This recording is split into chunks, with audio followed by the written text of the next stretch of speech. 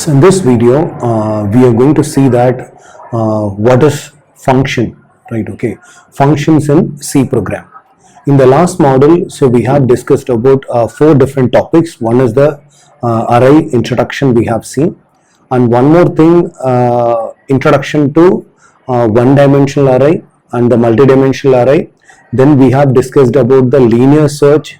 Then we have discussed about the sorting algorithm. Then we have discussed about the string and string manipulation we have discussed. So in this particular model, these are the, I think in the screen you can see that these are the topics we are going to discuss in this particular model. So first we will see that what is the overview, that is what is function and why it is required in C programming. That is what we are going to discuss in the first one. And second one, there are three options. One is the declaring a function, and second one, how to define a function, and third one, how to call a function, right? Okay, so how you can name it: the function declaration, function definition, and third one is the function call. Then we need to know that what is prototype, right? Prototype means that's the basic structure, how the function may be look like, right? The function prototype, how it may be defined inside the program, C program. That is also we are going to see that.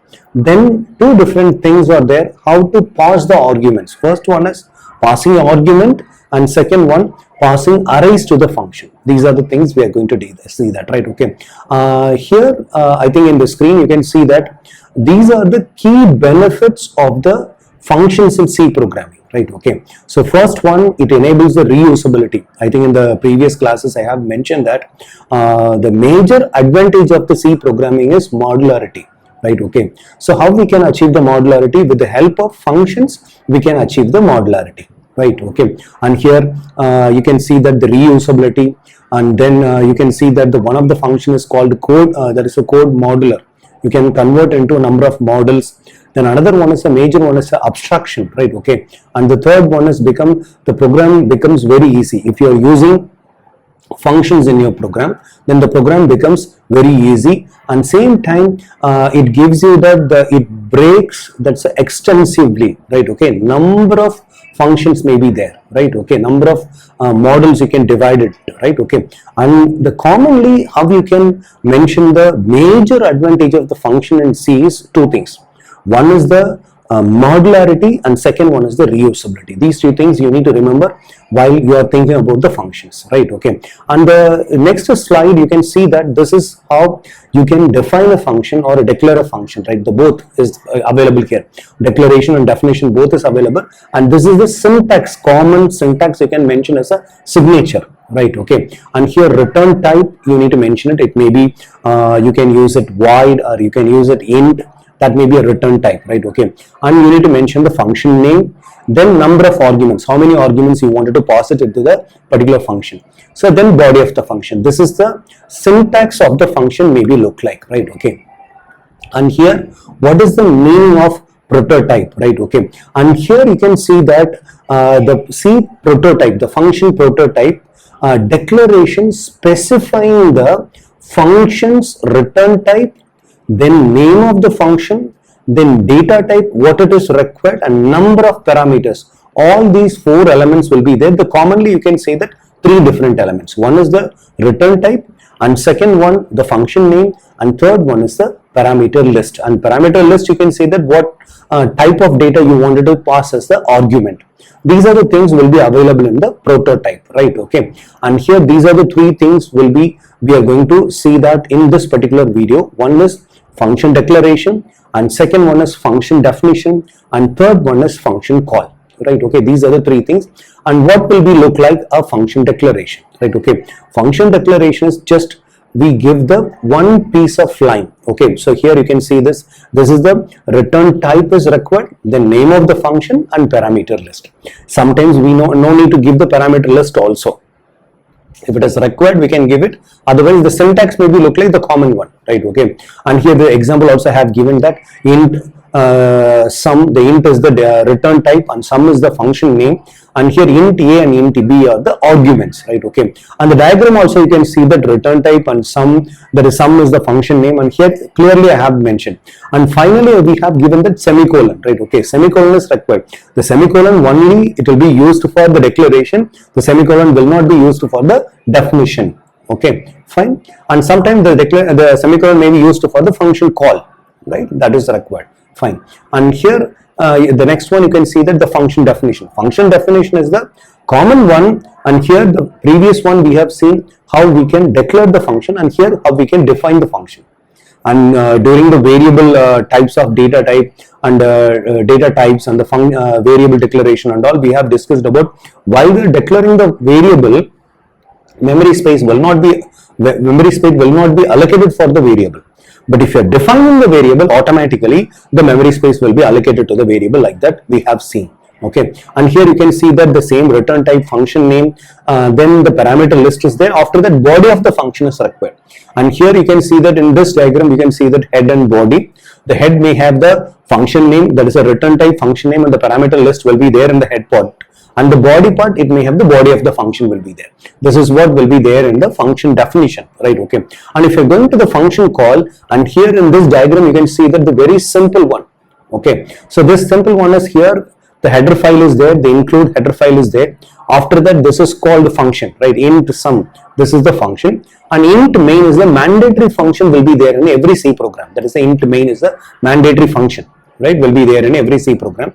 And here how I am going to call this function, here int add, that I'm going to add something, right? I'm going to print some of the addition, I'm going to print it, print value may be addition. So here I'm going to give that add 10, that is a sum of 10, 30, because here I have passed two arguments, int a and int b. Two arguments I have passed. So here I am passing the values here, 10 and 30. So 10 will be moved to a and the 30 will be moved to b, right? Okay, so this is how it may be required. Then while I'm calling, the calling means automatically the function may be executed, the main function may be executed. Then we'll go to the int add, then equal to, if after the assignment operator, then it reads the sum a comma b, right? Okay, if it is 10 30 is coming, automatically this function may be called and return a plus b. So this function execution may returns a plus b, that is the 10 plus 30, then 40 will be added the value to the add variable. Then automatically here the add variable will be printed with the help of printf. This is how the function call may be working, right? And here these are the two different types of functions available in C programming. One is the library function or predefined functions. Example, you can see that scanf, printf, all these are the functions available in C program, but this is the predefined functions, right? Okay, and same time you can have the user defined functions. User defined function means user can define. The example, if I wanted to perform addition operation, then I can go with the function add, then open bracket, close bracket, then the function of the body. Then this is how I can create my own function, right? Okay, so these are the requirement and these are the introduction part to the functions, right? Okay, in the coming one we are going to see that how we are going to create the function declaration, function definition and function call, right? Okay, with a simple example we are going to see that, right? Okay, yes. Okay, so here you can see that a simple structure I have taken, a simple program, right? Okay, this C program is having only main function is there, and here we are going to see that three different things, right? Okay,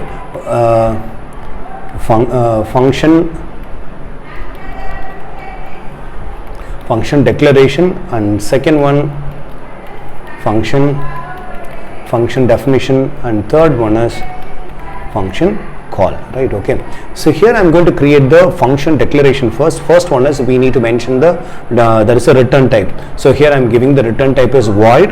Then I'm just going to, this is my function name, then here my function name and the open bracket and close bracket, and here this is how I'm just going to declare the function. This is what the function declaration look like. And another one is here I'm going to go for the function definition. Void, that's a return type, then function name, then open bracket, close bracket, then the open parenthesis, close parenthesis, then printf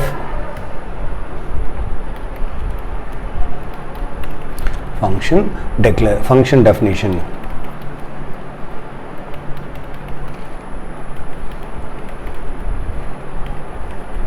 function definition. This is also comes under the declaration also, because here you are giving the same, right? Okay, void is the return type, then add is the function name, then open bracket and close bracket. Then this is how your function declaration and definition look like. So normally in C programming they won't go for a declaration separately and definition separately. No, they'll go with the single flow.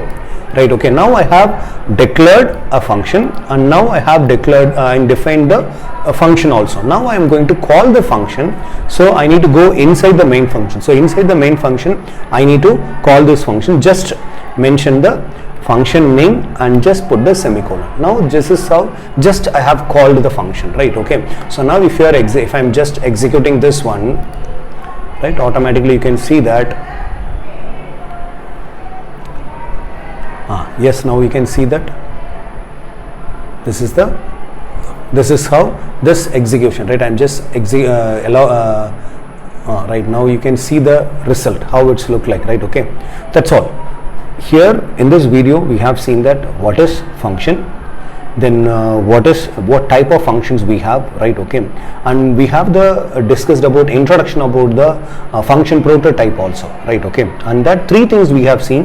One is the function declaration, and second one is function definition, and third one is function call, right? Okay, so these are the things we have seen, but in the coming video we will see that how we can pass the arguments also, right? Okay, yes.